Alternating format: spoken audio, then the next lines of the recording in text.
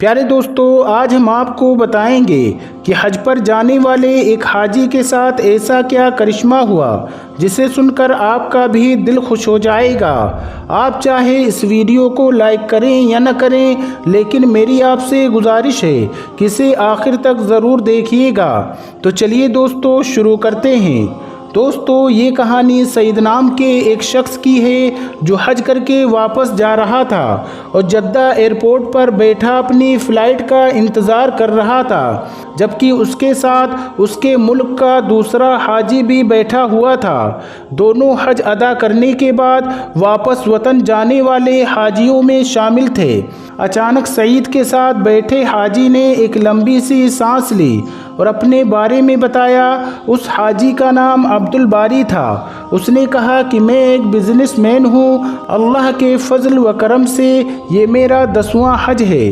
اللہ پاک کا میرے اوپر بڑا فضل ہے اور میں سمجھتا ہوں کہ ہر حج کے بعد اللہ سے زیادہ قریب ہونے کا موقع ملا ہے۔ یہ کہہ کر وہ حاجی خاموش ہو گیا اور سعید کی طرف دیکھ کر اس کے جواب کا انتظار کرنے لگا۔ اس کی بات سن کر سعید مسکرا دیا اور بولا، بھائی میرے حج کا قصہ کچھ زیادہ ہی بڑا ہے، میں آپ کا سر نہیں کھانا چاہتا ہوں۔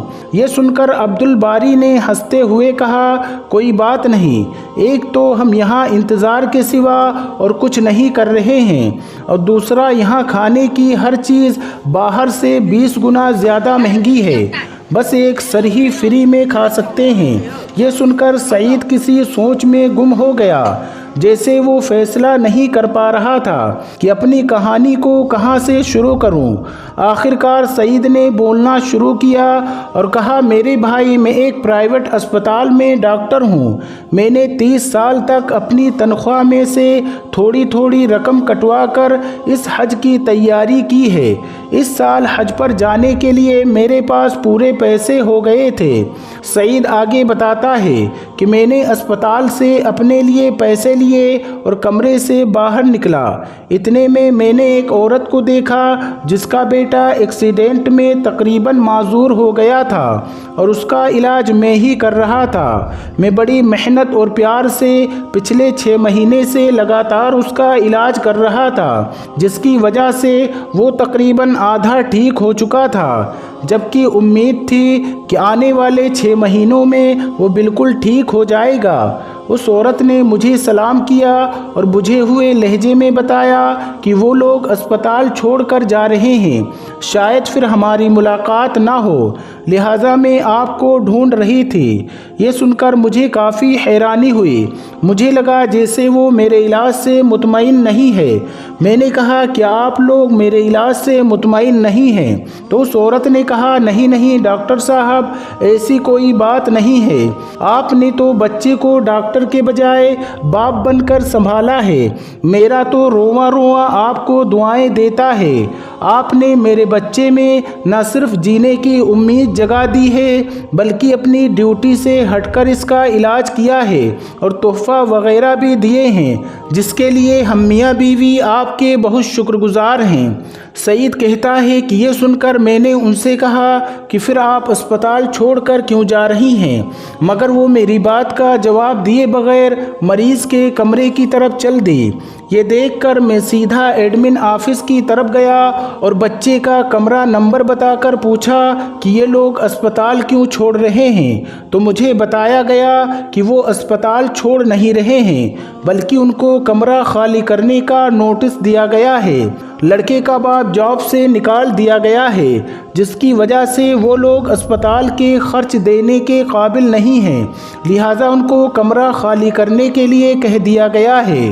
سعید کہتا ہے کہ یہ سن کر میں وہاں سے مینیجر صاحب کے آفس میں گیا، ان سے سفارش کی کہ بچے کو علاج جاری رکھنے کی اجازت دی جائے۔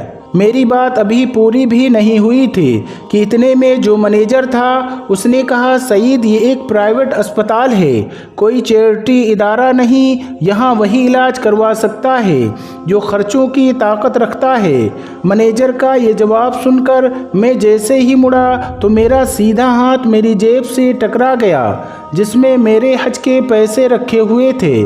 آفس سے نکل کر میں نے آسمان کی طرف دیکھا اور کہا کہ اے اللہ، تو اچھی طرح جانتا ہے مجھے تیرے گھر آنے کا کس قدر شوق ہے، اور جب کہ میرا خواب ایک حقیقت بننے والا ہے تو اس بچے کی زندگی کا سوال کھڑا ہو گیا ہے۔ اے اللہ، میں مجبور ہوں مگر تو بے نیاز ہے، اگر میں حج پر نہ بھی آ سکا تب بھی مجھے اپنے فضل سے محروم مت کرنا۔ سعید کہتا ہے کہ اس کے بعد میں نے اس بچے کے اگلے 6 مہینے تک کے پیسے جمع کر کے ان کے اسپتال سے نکلنے کا آرڈر کینسل کرا دیا۔ الحمدللہ، میرا دل سکون سے بھر گیا، لیکن حج پر نہ جا پانے کی کشش اپنی جگہ تھی۔ عبدالباری جو سعید کی بات سن رہا تھا وہ کہنے لگا، آپ نے اپنے حج کے پیسے اس عورت کے بچے کے علاج کے لیے دے دیے تو آپ پھر حج پر کیسے آ گئے؟ یہ سن کر سعید نے کہا، جب میں گھر آ کر لیٹا تو حج کے مناسک کا ایک ایک منظر میری نظروں میں گھوم رہا تھا۔ میں نے کئی بار بیت اللہ کا خیالی طواف کیا، کئی بار لبیک اللہم لبیک کہتے مجمع کے ساتھ اپنی آواز ملا کر اس کا حصہ بن گیا تھا۔ پتہ نہیں کب میری آنکھوں سے آنسو بہنے شروع ہو گئے اور میں بہتے ہوئے آنسوؤں کے ساتھ ہی سو گیا۔ میں نے دیکھا کہ میں بیت اللہ کا طواف کر رہا ہوں اور لوگ مجھے میرا نام لے کر حج کی قبولیت کی بشارتیں دے رہے ہیں۔ وہ کہہ رہے ہیں کہ اے سعید، اللہ نے تیرا حج قبول کر لیا، ہمارے حج کی قبولیت کے لیے بھی دعا کرنا۔ سعید کہتا ہے کہ اسی کیفیت میں فون کی گھنٹی نے مجھے جگا دیا۔ فون پر اسپتال کا منیجر تھا جو کہہ رہا تھا کہ اسپتال کا مالک حج پر جا رہا ہے، وہ اپنی خاص معالج کے بغیر کبھی نہیں جاتا، مگر اس دفعہ اس کے معالج کی بیوی شدید بیمار ہو گئی ہے تو بیوی کو اس حال میں چھوڑ کر باس کے ساتھ حج پر وہ نہیں جا سکتا ہے، لہٰذا آپ کو ان کے ساتھ بھیجنے کا فیصلہ کیا گیا ہے۔ آپ اپنے ضروری کاغذات اسپتال کے ایڈمن آفس میں پہنچا دیں۔ سعید کہتا ہے کہ میں نے سب سے پہلے 2 شکرانے کے نفل ادا کیے، پھر کاغذات آفس والوں کے حوالے کیے، یوں اللہ پاک نے مجھے اپنے گھر بلانے کا انتظام کر دیا۔ حج کے بعد اسپتال کے مالک نے مجھے میری خدمت کا معاوضہ دینا چاہا تو میرے آنسو نکل پڑے اور میں نے ان کو بتایا کہ اس نے مجھے حج کرا کر مجھ پر اتنا بڑا احسان کیا ہے، لہٰذا میں نے جو بھی ان کی خدمت کی ہے وہ کچھ بھی نہیں ہے، لہٰذا وہ معاوضے کی بات نہ کریں۔ پھر میں نے اسپتال مالک کو سارا واقعہ تفصیل کے ساتھ سنا دیا، یعنی اس بچے کے اور اپنے بارے میں اسے بتا دیا، جس پر اس نے مکہ سے ہی فون کر کے اس بچے کے مکمل علاج تک کے اسے اسپتال میں بنا پیسے لیے رکھنے کے لیے کہہ دیا، اور اس عورت کے شوہر کو یعنی بچے کے باپ کو اپنی ایک فیکٹری میں سپروائزر کی پوسٹ پر رکھ لیا، اور اسپتال والوں کو میرے سارے پیسے مجھے واپس کرنے کے لیے کہہ دیا۔ یہ واقعہ سن کر عبدالباری کی آنکھوں سے آنسو جاری ہو گئے۔ اس نے اٹھ کر سعید کا ماتھا چوما، اسے مبارکباد دی اور کہا، آج مجھے لگتا ہے کہ میرے ایسے 1000 حج بھی تیرے اس ایک حج کے برابر نہیں۔ اس نے اس کے اس طرح حج پر آنے کی تعریف کی اور کہا، حاجی سعید، اللہ پاک سے میرے حج کی قبولیت کی بھی دعا کر دو، اللہ پاک تمہارے حج میں برکت عطا کرے۔ سبحان اللہ۔ دوستو، یقیناً آج کی ویڈیو آپ کو ضرور پسند آئی ہوگی۔ کمنٹ باکس میں جا کر اپنی رائے ضرور پیش کریں اور ساتھ ہی اس ویڈیو کو اپنے دوست احباب کے ساتھ زیادہ سے زیادہ شیئر کرنے کی کوشش کریں۔ اللہ تبارک و تعالی ہم سب کو بھی غریبوں، یتیموں، بیواؤں، مریضوں، ضرورت مندوں کی مدد کرنے کی توفیق عطا فرمائے، آمین۔